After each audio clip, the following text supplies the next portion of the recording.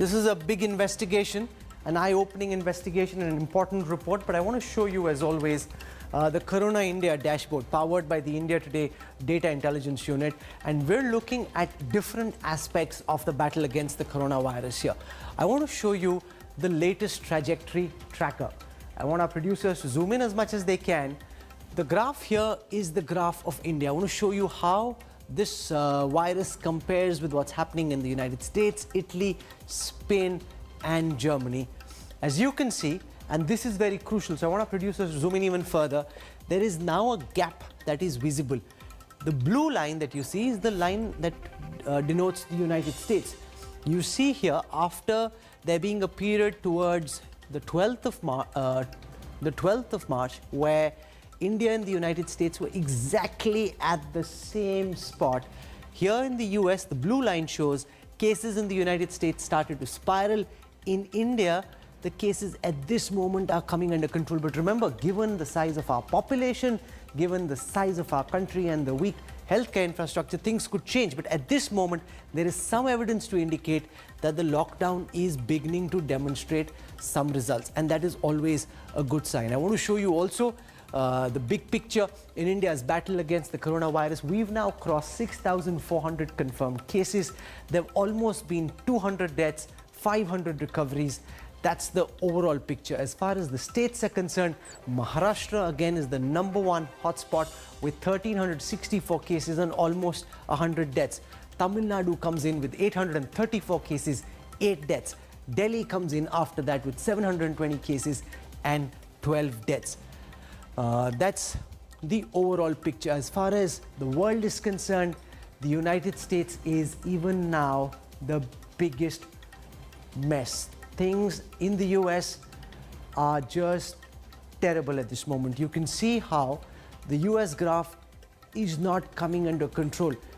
Donald Trump said anything less than 200,000 deaths would mean that they've done a good job. The number of cases in the United States is now more than Spain, Italy and Germany put together. That is a real problem. 4,61,000 cases as opposed to 1,50,000 odd in Spain, Italy and 1,18,000 in France and Germany. We'll keep you updated with the Corona India dashboard. Different aspects is also online. You can go and check this on our website. But I want to take you through the headlines I'm tracking at 8 p.m. tonight. VVIP lockdown violators. The Wadhawan brothers detained. Former Maharashtra Chief Minister Devendra Fadnavis alleges Uddhav government granted permission for DHFL promoters to travel during the lockdown. Union Health Minister Harshvardhan hints at lockdown being extended, says 3 more weeks are needed to flatten the coronavirus curve. Punjab government extends the lockdown till the 1st of May. Oxford University researchers praise India for its lockdown strategy. Study says India imposed the strictest curbs in the world to deal with the pandemic. Delhi government seals 5 new hotspots as coronavirus cases in the capital cross the 700 mark. 137 are booked for not wearing masks. More than 95,000 people dead across the world because of coronavirus. Global COVID-19 cases cross the 15 lakh mark. UK Prime Minister Boris Johnson is finally out of ICU.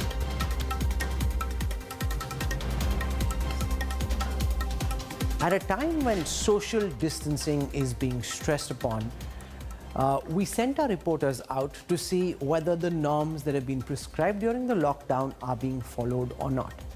They went to different places and we found a host of madrasas in Delhi and in the national capital region where students were cramped into small rooms. The teachers in these madrasas say they're hiding students from teachers, from the police, so that the police doesn't take the students away. They're also saying that they've paid off some policemen so that they can keep extra students in. Now, what I don't get is, why would you attempt to do something like this? Because remember, everyone's safety lies in collective responsibility, in each person active responsibly. Instead, you've got now some madrasa hotspots in the national capital where kids are being hidden. This, despite the Tablighi Jamaat controversy, when you'd expect people to be careful. Our investigation was conducted after that controversy erupted. Here is this report filed by the India Today Special Investigation Team. This is part 4 of the series of investigative reports we've been carrying during the lockdown. Remember, this is the only investigative team across all media, not just television, also print and digital, that is out and about getting you the inside story of what's really going on. Here's my lead story this Friday evening.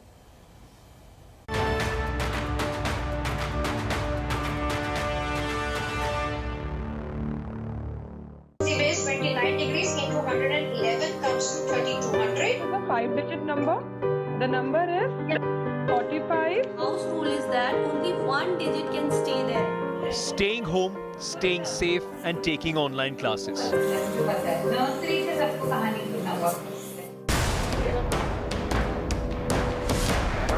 But not every child has the luxury of distance learning in these difficult times. An India Today investigation has found how children studying in these supplementary schools are still grappling with old ways.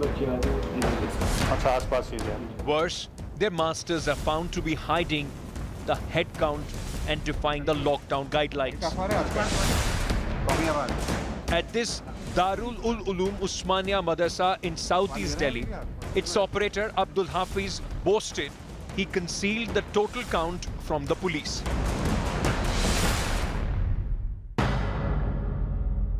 इनको police को पता नहीं होगा ना कि बच्चे हैं आपके यहाँ? पता नहीं है अभी, ये तो 2-3 बच्चे का ही पता है जो हम बोले पुलिस को। हाँ। 2-3 बच्चे हैं यहाँ के, ज़्यादा बच्चे भी नहीं, सबको छुट्टी कर दी, सबको हटाए हुए हैं, दूर हटाए हुए। हाँ, आपने बताया नहीं होगा कि 12-13 हैं? नहीं, उसको नहीं बताएंगे बात तो। हाँ। उसको क्यों बताएंगे ये बात? तब तो वो फिर उठा के ले जाएगा सबको भी। हाँ, पुलिस सारे बच्चों को उठा के ले जाएगी। अच्छा, पुलिस आती है रोज? डेली, सुबह शाम डेली पुलिस आती है? डेली आती है। Crammed together, no social distancing, no sanitization. The head of this madrasa in the vicinity, Mohammad Jabir Kazmi, told India Today's Undercover reporters he has 18 children on board and 6 hidden in the neighborhood.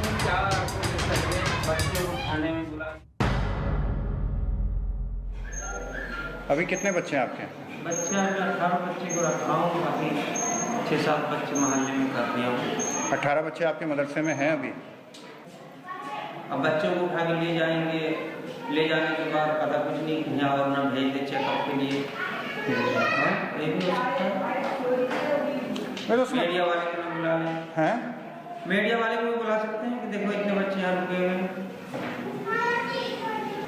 वो असल में उन बच्चों को देख लिया उसने, उन्होंने गिनती में ले लिया। हाँ, अब उनको अगर इधर उधर करूँगा तो ऐसे ही एक जगह से दूसरी जगह शिफ्ट होना सही नहीं है। अब फिर क्या कहाँ किया तुमने बच्चों? A dozen and a half children, no online classes to keep them safe. The madrasa operator confessed he also frequented the Nizamuddin Jamaat, which has set off a number of COVID-19 clusters across the country.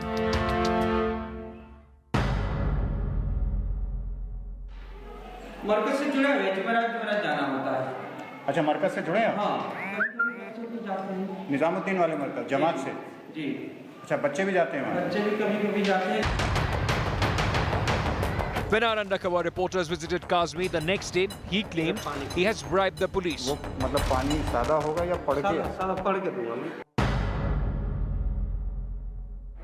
खाने का नहीं मर गया। हाँ। कैसे? तो बैठ के बात किया हमने उससे। अल्लाह कोई बात नहीं, आज की बात कर लिया। किससे बात किया? बीट वाले हैं।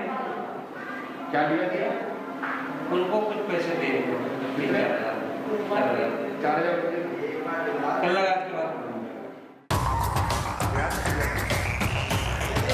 Meanwhile, India Today's investigation team saw the young children returning from mass banquet.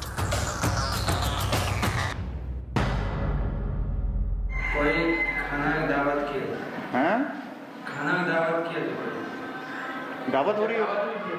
सारे जितने भी बच्चे मदरसे में पूरे बच्चे कितने गए थे? 15 बच्चे। जी।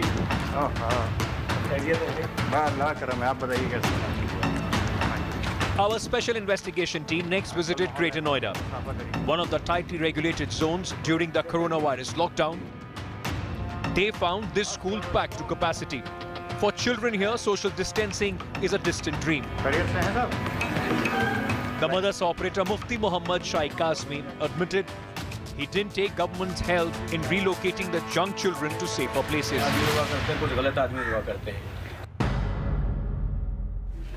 उसमें लफड़ा होता है, कुछ बहुत सारी चीज़ें हो जाती है, इसलिए लफड़ा हो जाता है। जैसे बहुत सारे लोग गए भी तो अभी खबर आई थी कि जो लोग बाहर निकल रहे हैं या कहीं दूर दराज जाने वाले हैं, पहले उनका चेकअप होता है बाज़ाब्ता, फिर उनको 15 दिन के लिए कहीं अंदर डाल दिया जाता है। अब ये बिहार के तलबा हैं, बिहार के लोग आपको मालूम कि गुर्बत के इलाके से हैं, वो लोग ज़्यादा लोचा पालना नहीं चाहते। बच्चे वहाँ भी सेफ है उनके, यहाँ भी सेफ है। मतलब आपको लग रहा है अगर आप जाते तो फिर इनका चेकअप होता बच्चों का, हाँ, फिर इनको क्वारंटीन में रखा जाता, बहुत सारी बातें हो जाती जो आप नहीं चाह रहे थे, जो हम नहीं चाह रहे हैं। और अल्लाह का शुक्र है कि यहाँ रह के भी अभी कोई प्रॉब्लम नहीं है। The masters throw caution to the winds and the young lives stand vulnerable. Jamshed Khan and Nitin Jain for India Today Special Investigation Team. Joining me to discuss this investigative report filed by Jamshed Khan and Nitin Jain from the India Today Special Investigation Team, I have with me at this moment General Abdul Hafeez, one of the most respected military commanders. With him is Zafar Sareshwala. He's a political analyst and industrialist. So welcome, General Hafeez.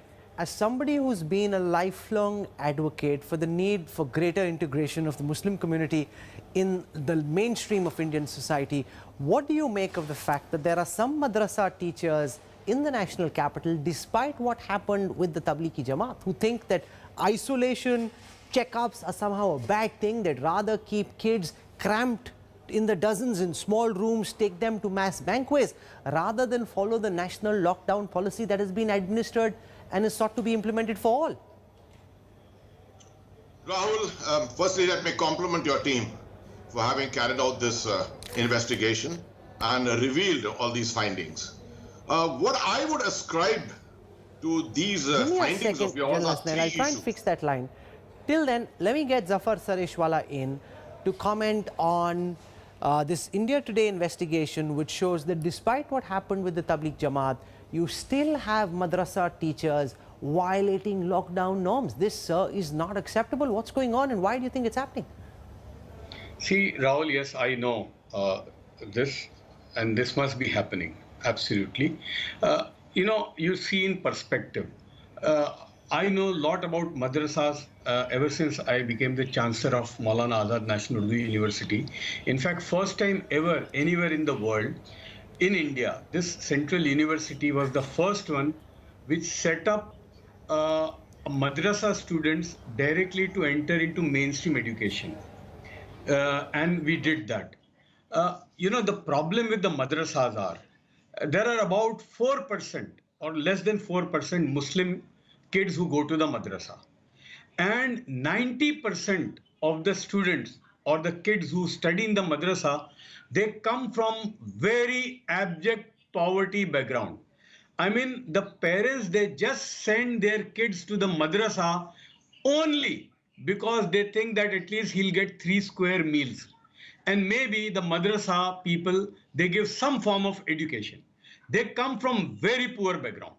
And the madrasas are run on the charity given by the Muslim community. Such madrasas are there in Gujarat, in Mumbai, where I know. Now, unfortunately, their madrasas offer lodging and boarding to the students. They just are sort of NGOs. I mean, madrasas give some education, okay. But the basic is they at least provide them 3 square meals. Now, unfortunately, the least seeking to question the idea of a madrasa. Please be certain of that. General Hafeez, the point is there is a national lockdown. The teacher of the madrasa in our investigation says that yes, we know the government is offering to help, but we don't want to get our checkups done. We don't want to send our children into isolation, almost making it seem as if that's a bad thing. It's clearly a cause of great misinformation, misconceptions. They've got all kinds of crazy ideas and they're not cooperating and participating in the larger national march, at least some of these madrasas, General Hafeez. Rahul, I hope you can hear me now. I hear you well, sir. I will take off from where Mr. Zafar Sareshwala left off. In fact, he and I were together a part of this mission to try and bring better education and better awareness to various madrasas around the country. And I wish to compliment him for having undertaken that initiative. But having said that, let me tell you in this particular case now, I would ascribe three particular reasons for this. First is this sense of responsibility. Second is a lack of trust. And last is a sense of lack of awareness. What has happened in all these three cases is these madrasas are generally having children who are from walled city areas, areas which have been in isolation, not even subjected to positive kind of vibes coming out from the Prime Minister's Man Ki Baat or things like that. Generally, from the national mainstream, most of these children seem to remain detached. And their teachers are similarly so. The unfortunate thing is that no amount of political leadership is going to change this. What is ultimately required is a change from within the community and a sense of awareness coming from the community. Leaders of the community from civil society have to undertake these initiatives, and it's a long-term process. This problem which you are coming up with is a momentary thing, and thankfully it has emerged, and we all need to be aware of this. The important no, so what you're saying is important, General Hasnain, that there has to be a larger framework in which you approach this challenge. But Zafar Sareshwala, at this moment, there is a virus in the air, the virus is lethal, and we need to fight it collectively. It's as simple as that. Yes, helping improve the quality of madrasas is important in a larger context, but what can we do at this moment to try and ensure that the kind of madrasas we exposed in the Greater Noida area, in the Delhi region, some of them very close to the Tablighi Jamaat, that they reform themselves, that they don't do what they're doing. They're jeopardizing a larger national cause. Yes, Rahul, yes, coming to this particular instance, yes, it is very irresponsible of them. They should understand, and which I have tried to convey where I could, that look, you need to come out. Let the administration know, let the doctors and the administration which is working around the city where you are, let them know that these are the students with us and this is the situation. They are not catching thieves. They are going to treat you. And the condition, yes, the condition in which these poor students they live is abject. It is unbelievable. यानी इतनी जगह मिलती है उन बच्चों को जैसे कब्र को मिलती है. So we have conveyed to them that you go out, tell the administration, the municipal commissioner or the hospitals, they are going to treat for God's sake. They are not catching thieves. So you take your students there, inform the administration, they will treat your students, they will test them. So I think you are doing disservice, not informing exact number of students. So I can't imagine where is the question and where is the need to hide? So if they are doing it is very irresponsible and they are doing more disservice to these poor youth, poor students than anything Your else. thoughts before I conclude on what should be done in the current context. The larger framework is important. What do we do in this moment to overcome this misinformation, misconception and ensure that these madrasas don't remain hotspots for the potential spread of the coronavirus?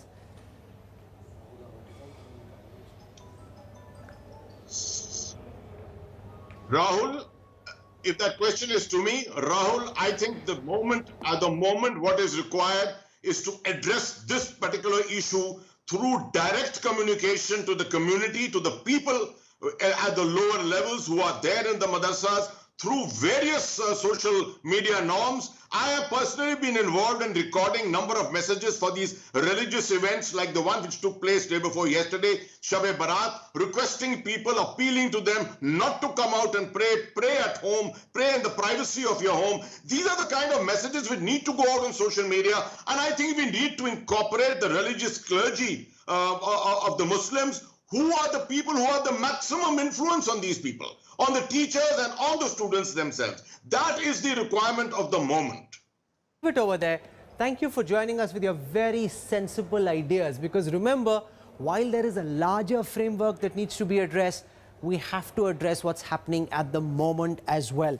General Hasnain and Zafar Sareshwala for joining me with your thoughts. Thank you very much. I want to shift our attention to the other big story that's being tracked tracked throughout the day, you and I are locked down, quite literally, but that clearly doesn't seem to apply to some VVIPs. There was a senior IPS officer in the Maharashtra government who gave special permission to the Vadhavan family to travel to a resort, a farmhouse where they were staying, 23 in the one farmhouse, before locals in that area started complaining.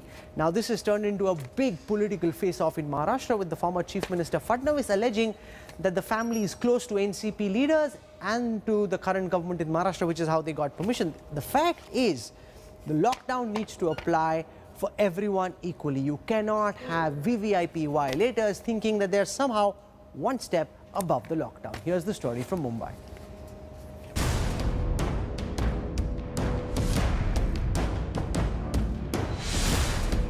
The whole of India is under lockdown.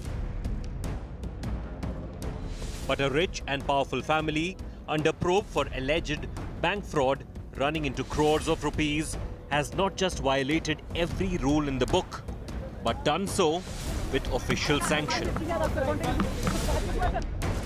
The Vadhavans, promoters of DHFL and suspects in the Yes Bank scam, broke the lockdown to travel about 200 kilometers to get to their farmhouse. Kapil and Dheeraj Vadhavan, who had ignored many summons for questioning, were hiding at a guest house in Khandala since March 7th. After the lockdown was imposed on March 25th, they were forced to vacate the guest house on April 8th. That is when they decided to head to their farmhouse in Mahabaleshwar. The Vadhavans were aided by Maharashtra Principal Secretary Amitabh Gupta, who issued them a travel permit. The Uddhav Thackeray government has sent the bureaucrat on leave. पूरे महाराष्ट्र में lockdown की परिस्थिति है। ऐसे हालत में सिर्फ emergency cases के लिए ही बाहर गांव जाने की परमिशन दी जाती है।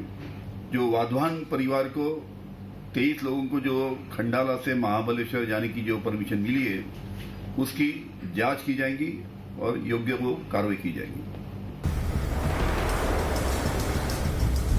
India Today has accessed these exclusive visuals that show how the Vadhavans travelled despite the fact that Pune and Satara districts had been sealed. 23 members of the Vadhavan family are now quarantined at a school in Panchgani. The CBI has now written to the district magistrate of Satara district and the Satara superintendent of police to not release the Vadhavan brothers without NOC being granted by the CBI. Home minister को ही इसका जवाब देना पड़ेगा कि जब पूरे देश में और महाराष्ट्र में लॉकडाउन है और ऐसे समय अगर उनके ही महकमे से इस प्रकार का पत्र, ब्लैटेंट पत्र निकलता है, तो या तो होम मिनिस्टर इनकॉम्पिटेंट है कि उनको इस बारे में जानकारी नहीं है, उनके विभाग में क्या चल रहा है, या फिर उनका आदेश है या उनके ऊपर किसी का दबाव है। While Kapil and Dheeraj Vadhavan are in custody now, it is clear they enjoyed official support and patronage. Who supported the suspects of a multi-crore banking fraud to break the lockdown is surely a matter that needs to be investigated. With Divyesh Singh in Mumbai, Bureau Report, India Today. Now, the Indian Council for Medical Research released a report which said that about 40% of the random samples that they'd done over the last week were of people who had no connection with anybody who traveled abroad. Now, what that ordinarily means is that people who are starting to test COVID positive are those who don't have any connection with the outside world when it comes to travelers from foreign countries. Ordinarily, that means that community transmission in the country has started, which is what Randeep Guleria, the director of AIIMS, has said to India Today, which is what Ashok Seth and several of the more prominent doctors and many international experts have already said. However, the health ministry, in the briefing that they had this evening as well, denied that community spread has started. So you've got an ICMR study which indicates that community spread has started. You've got the health ministry which denies this. Global experts are certain that community spread in the country has started. So what really is going on here?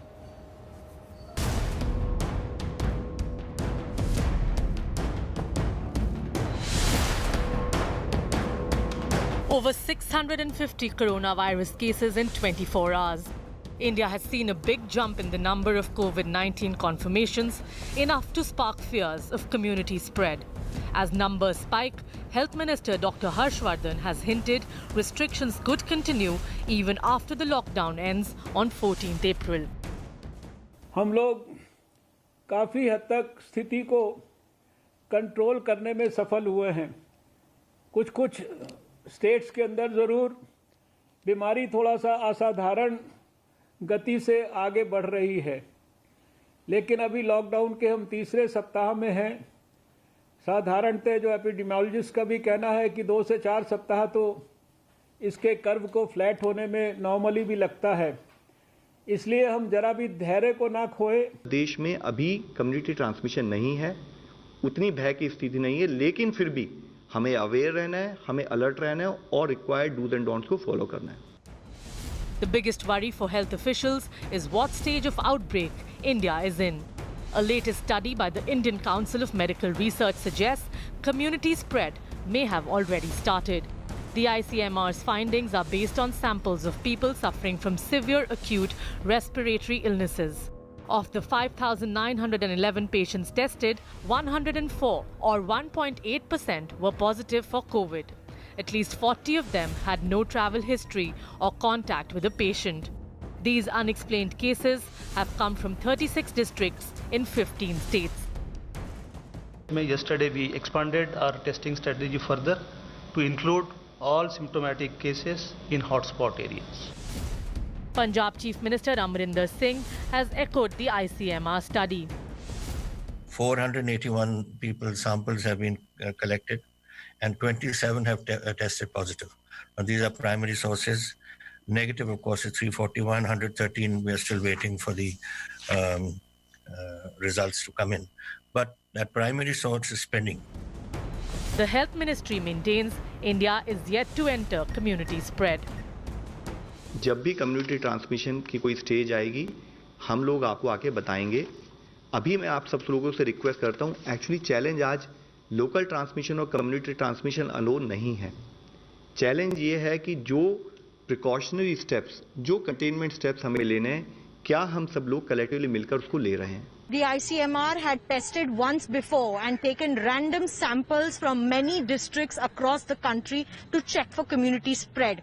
In weeks before March 14, they didn't find anyone to be positive of COVID-19. Now, the second report says that there is community spread happening within clusters in the country. However, the Union Health Ministry says that we are still not in the community transmission stage. It seems like the two bodies of the government are talking in two voices, but the ICMR will need to ramp up its testing strategy to check for clusters where community transmission may be happening in containment areas. With Ajay Thakur, Milan Sharma for India Today.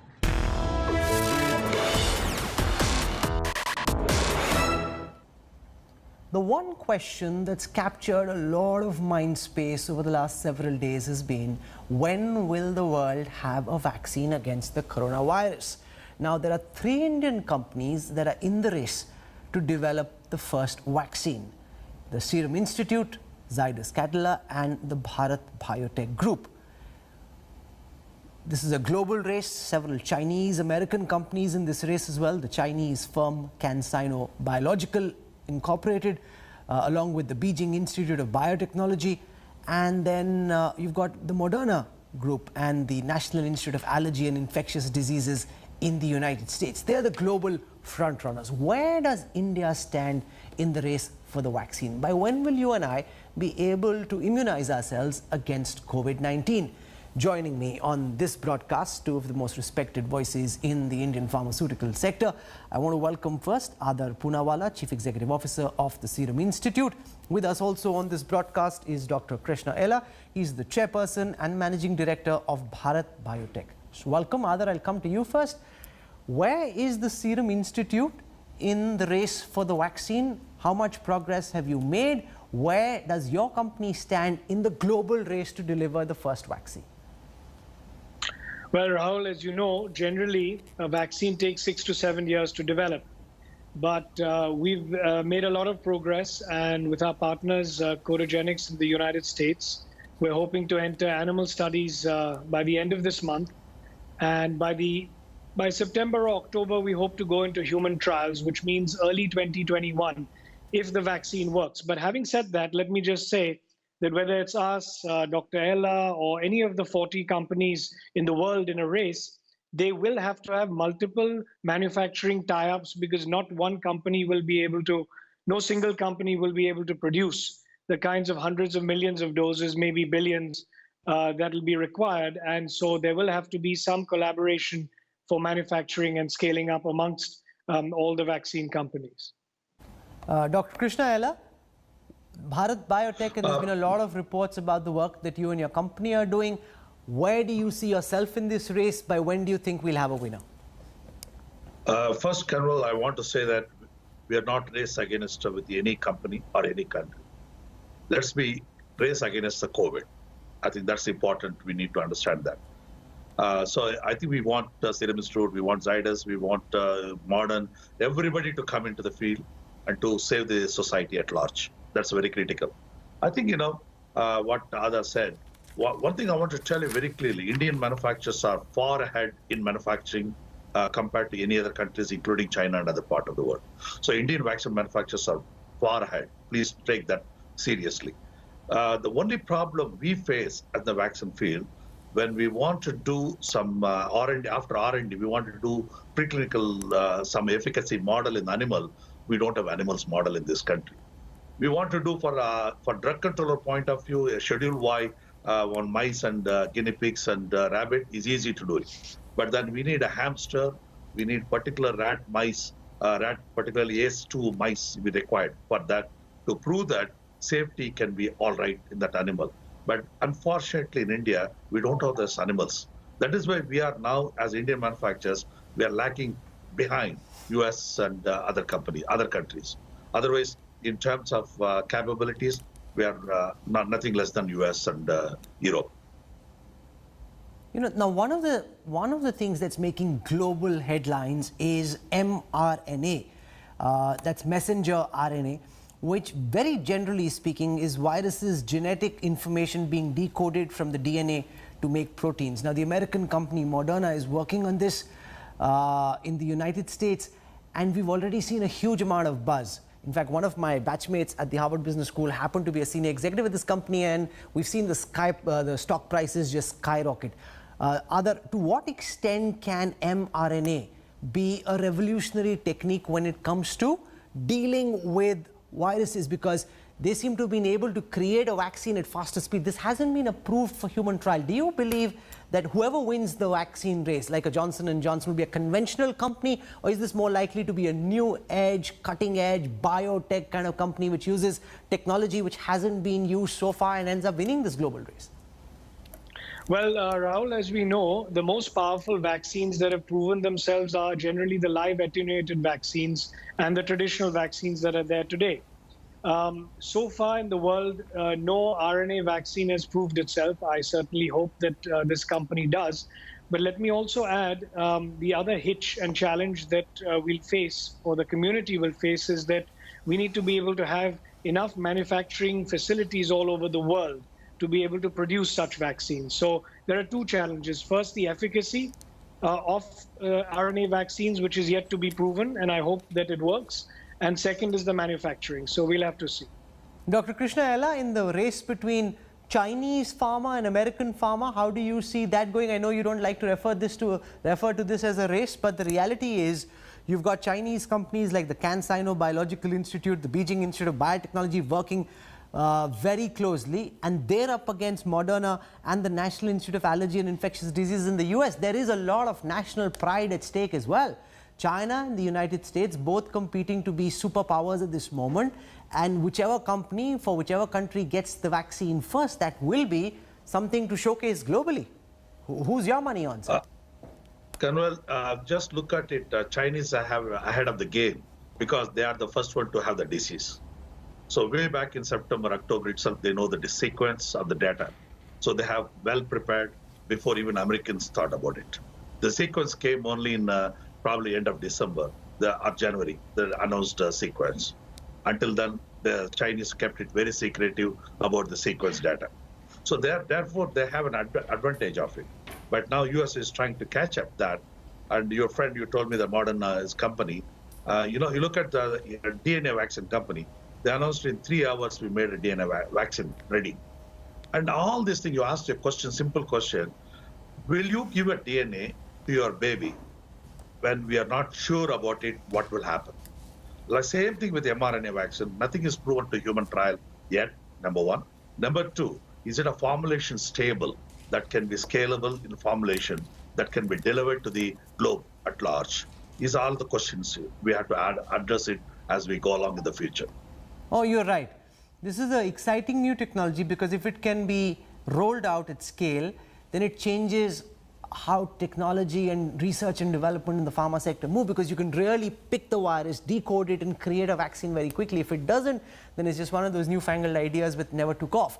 Adar Poonawalla, what has this pandemic crisis shown about Indian pharma globally? We've seen President Trump, we've seen Bolsonaro in Brazil, we've seen the Sri Lankan leadership thank the Indian pharma sector, the Indian government for providing help. Bolsonaro even likened Prime Minister Modi to Hanuman, saying that this is the Sanjeevani booty. Is this good? Being in the pharma sector for a long while, a lot of these companies, whether they're in Europe or the United States, have had a Sten gun out for all of you. Do you have a quiet sense of vindication as you sit back and look at what's happening globally? Well, the Indian pharmaceutical and biotech industry has always been growing by leaps and bounds, and it's a proud moment that India can help. And Indians have always been very helpful and risen to the occasion to supply shortages in vaccines and pharmaceuticals for a long time, even way before the COVID crisis came about. And I think, of course, we have to take it with a wind of caution that hydrochloroquine and so many of these other drugs that I hope they work, but we're still waiting for human clinical trials to prove that. And then, of course, the Indian pharmaceutical and biotech industry will have an opportunity to supply these drugs and end the shortages globally also that they need. It does demonstrate to me, Dr. Ella, is the fact that for a lot of raw materials, we're hugely dependent on China. And if China decides to choke the supply chain, then Indian pharmaceutical, no matter what its expertise may be in producing generic medicines at scale, will also face a huge problem. So are companies such as yours and others in the Indian pharma sector now going to look at maybe manufacturing some of those raw materials itself in India instead of depending blindly on China because it's cheap and easily available ordinarily? And I fully agree with you. I think this is where the government of India should take a strategic decision. Do you want to have one side, you want to price control? And so when you bring a price control, what happens? The pharma industry need to find the cheapest source of raw material. And that is where they're leading into problem right now.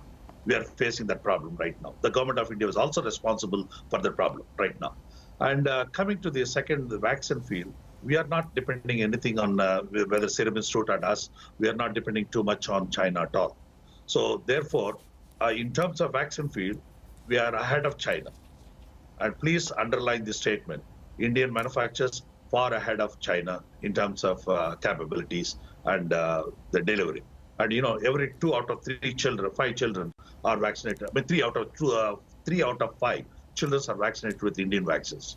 So that clearly shows that we are much better league than China and other countries. In fact, there's data to say that about 60% of the children globally are vaccinated with one of the vaccines produced by the gentleman on our screen right now. So we're deeply thankful for the work that you do and also hopeful that the first vaccine will come out of India. That'll be fantastic. We keep telling Adar and everyone that we need to focus more on R&D. This is a big opportunity. We're in the race.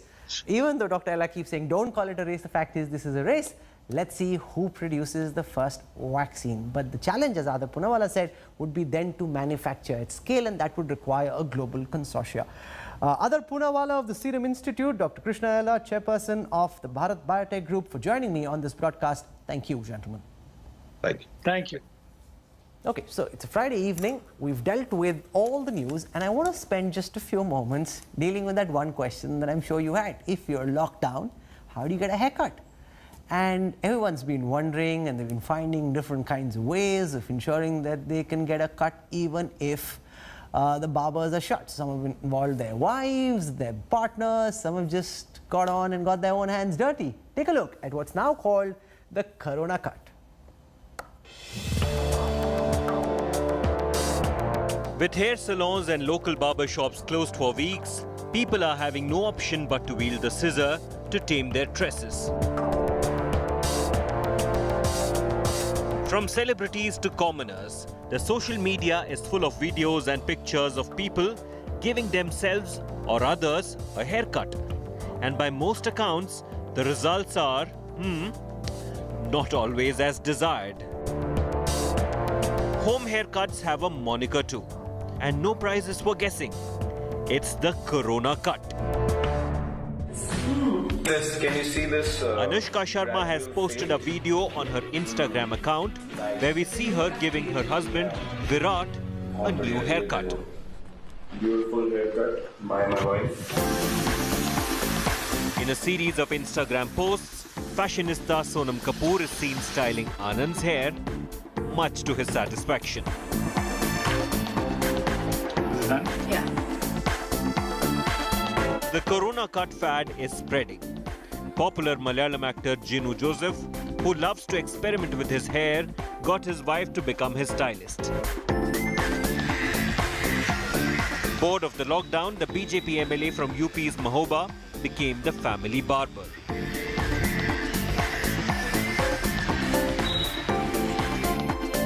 But before you get inspired by all these pictures, step back and give it a thought before you pick the scissors. Remember, a scissor wrongly used will only add to your isolation misery. So here are some do-it-yourself tips from celebrity hairstylists. Alright, you can gather it up and then comb it straight down, and I'm going to give you a beautiful flicks on the side, a nice, teardrop side sweep. So you comb this hair down. Do not just chop it up on top, please. You'll have a little monkey fringe. You do not want that. So bring it down. Probably your nose is a good guideline. Bring it down to your nose and cut it from underneath, not on top. So you pick all that hair straight up and bring it into a straight line parallel to your head, the top of your head, and cut. So you've got a beautiful flick. You may be homebound, but your personal grooming need not suffer. Follow the experts, and you can be almost sure of getting it right. Bureau Report, India Today. One of the very few advantages of coming into work in the middle of an epidemic is that I was able to get my own Corona cut right here in office using our internal hairdresser. So that went out fine.